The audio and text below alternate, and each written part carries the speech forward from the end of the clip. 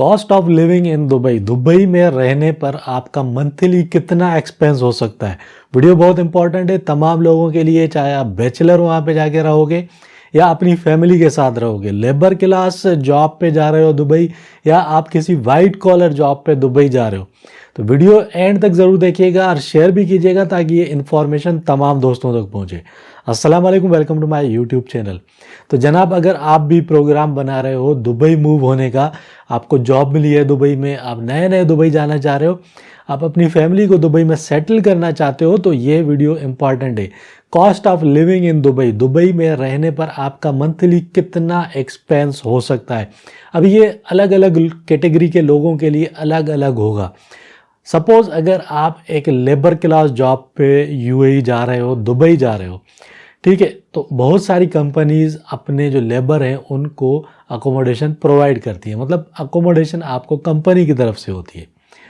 दूसरा, खाना पीना भी प्रोवाइड करती है बहुत सारी कंपनीज, तो लेबर की जो अकोमोडेशन का खर्चा है या जो उसके खाने पीने का खर्चा है वो बच जाता है, ठीक है। अब इन कंपनीज़ को साइड पे करते हैं। अब ऐसी कंपनीज़ होती हैं जो आपको अकोमोडेशन प्रोवाइड नहीं करती, या कुछ लोग ऐसे होते हैं जो कंपनी की अकोमोडेशन में रहना पसंद नहीं करते। तो अब अकोमोडेशन के कितने चार्जेस आ जाते हैं। अगर आप शेयरिंग में रूम लेते हो, एक रूम के अंदर कोई बेड स्पेस लेते हो, तो बेड स्पेस का जो प्राइस होता है वो डिफरेंट होता है, डिफरेंट एरियाज़ के हिसाब से डिफरेंट प्राइस होता है।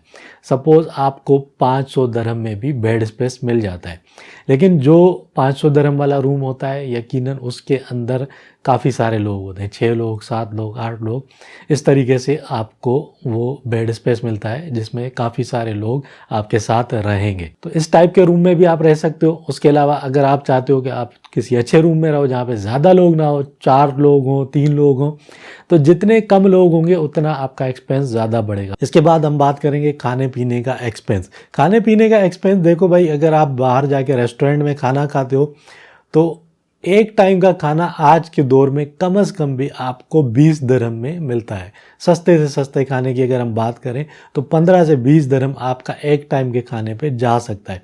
तो अब ये आपके ऊपर डिपेंड करता है, आप एक टाइम खाना खाते हो, आप 2 टाइम खाते हो, आप 20 दरहम में खाना खाना चाहते हो तो आप 20 दरहम में खा सकते हो, आप अच्छा खाना खाना चाहते हो तो आपका एक्सपेंस ज़्यादा आएगा।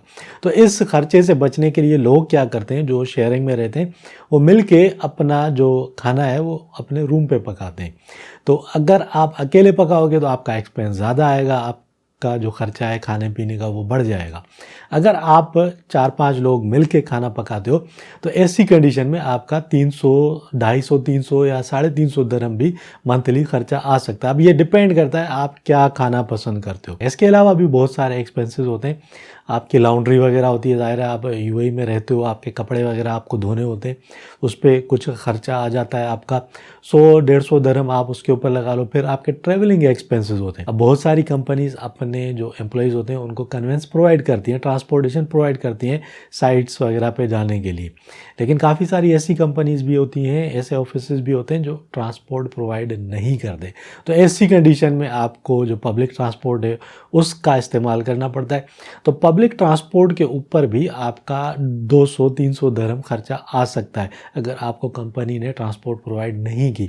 इसके अलावा आप बाहर घूमने फिरने जाते हो, ये एक्स्ट्रा खर्चे पड़ जाते हैं, ठीक है। अब यूएई के अंदर, दुबई के अंदर जो मेडिकल है वो मैंडेटरी होता है, आपको इंश्योरेंस करवानी पड़ती है, लेकिन इंश्योरेंस भी आपकी 100% नहीं होती। कुछ कैटेगरीज होती हैं और में 100% इंश्योरेंस भी दी जाती है, मेडिकल इंश्योरेंस। कुछ ऐसी कैटेगरीज होती हैं जो आपकी जिसमें 100% आपकी इंश्योरेंस कवर नहीं होती। मतलब आप एक डॉक्टर के पास जाते हो तो आपको 20 दरहम, 40 दरहम फ़ीस पे करनी पड़ती है। इसी तरह जो मेडिसिन्स होती हैं उस पे भी आपको कुछ ना कुछ पैसे पे करने पड़ते हैं। तो ये भी आपका एक एक्स्ट्रा खर्चा आ जाता है, ठीक है। तो मंथली एक आम आदमी, एक लेबर क्लास का आदमी, एक छोटी जॉब करने वाला आदमी 1000 से 1500 दरहम आपका कहीं नहीं गया। ये एक लेबर क्लास बंदे की बात कर रहा हूँ जो दुबई में रहता है, उसका इतना मंथली एक्सपेंस आ सकता है। अब बात करेंगे उन लोगों की जो अपनी फैमिलीज़ के साथ यूएई में, दुबई में रहना चाहते हैं। अब फैमिली अकोमोडेशन में बहुत सारे लोग होते हैं डिफरेंट तरीके से रहते हैं। कुछ लोग एक अपार्टमेंट में शेयरिंग में रहते हैं, एक एक रूम उन्होंने रेंट पे लिया हुआ होता है शेयरिंग में, ठीक है। एक रूम में एक फैमिली रह रही होती है, दूसरे रूम में दूसरी रह रही होती है। तो ऐसी कंडीशन में जो रूम रेंट होता है 2500 दरहम आप अपने माइंड में रखो मिनिमम, दुबई के अंदर अगर आपने रहना है। कुछ लोग अपार्टमेंट्स के अंदर भी रहते हैं, अपना एक स्टूडियो अपार्टमेंट्स ले लेते हैं, उसमें रहना पसंद करते हैं, तो उसका रेंट अलग होता है, उसका फिर थोड़ा बढ़ जाता है, ठीक है। तो 2500 दरहम, 2000 दरहम, ये डिपेंड करता है आप किस एरिया में जाके रहते हो। जितना अच्छे एरिया में रहोगे उतना रेंट आपका ज़्यादा पड़ेगा। तो हम मिनिमम की बात करेंगे, आप 2500 दरहम्स अपने माइंड में रखो। उसके बाद आपकी जो ग्रोसरी होती है मंथली, ज़ाहिर है अब आप अपनी फैमिली के साथ रहोगे तो आपकी ग्रोसरी के जो चार्जेस हैं वो भी आपको पे करने पड़ेंगे, आपको ग्रोसरी शॉपिंग करनी पड़ेगी। तो ग्रोसरी की जो शॉपिंग है मंथली, अगर आपकी छोटी फैमिली है, एक आप हो, एक आपकी वाइफ है, एक आध आपका बच्चा है, तो ऐसी कंडीशन में 400 दरहम आप अपने माइंड में रखो। मिनिमम मैं आपको बता रहा हूँ, मिनिमम 400 दरहम्स की आपको ग्रोसरी करनी ही पड़ेगी। इसके अलावा छोटे मोटे एक्सपेंसेस होते हैं, फिर ट्रैवलिंग एक्सपेंस है। अब जाहिर है आप अपनी फैमिली के साथ रह रहे हो तो आपका जो ट्रैवलिंग एक्सपेंस है वो भी बढ़ जाता है। कंपनी ने आपको कन्वेंस प्रोवाइड किया है नहीं किया, ये भी डिपेंड करता है। तो कन्वेंस के चार्जेस भी आपके लगेंगे। फिर आपकी जो फैमिली आपके साथ रह रही है उनके भी एक्स्ट्रा खर्चे होते हैं, 200-300-400 दरहम, वो भी आपके एक्स्ट्रा जाते हैं। तो फैमिली के साथ अगर आप यूएई में रहते हो, छोटी फैमिली, एक बच्चा, एक वाइफ, एक हस्बैंड, तो ऐसी कंडीशन में आपके मिनिमम भी 3,500 से 4,000 दरहम का एक्सपेंस आ सकता है। वो भी मैं आपको मिनिमम बता रहा हूँ, मैक्सिमम आपके ऊपर डिपेंड करता है कि आप कितनी लग्जरी लाइफ यूएई में गुजारना पसंद करते हो। इसके अलावा आपका बच्चा अगर स्कूल जाता है, स्कूल गोइंग किड है, तो मिनिमम स्कूल की जो फ़ीस है दुबई के अंदर वो 500 दरहम आपने अपने माइंड में रखनी है।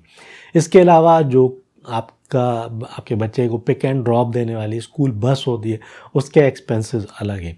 इसके अलावा स्कूल की जो स्टेशनरी वगैरह लेनी होती है वो एक्सपेंसेस आपके अलग आते हैं।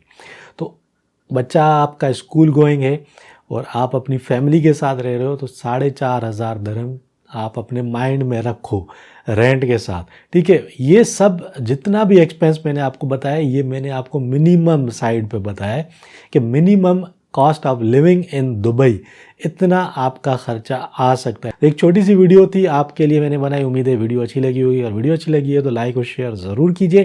चैनल को भी सब्सक्राइब करके बेल आइकन को क्लिक कर दीजिए ताकि आपको मेरी आने वाली हर नई वीडियो का नोटिफिकेशन मिलता रहे। और मुझे दीजिए इजाज़त, फिर मिलेंगे किसी और वीडियो में।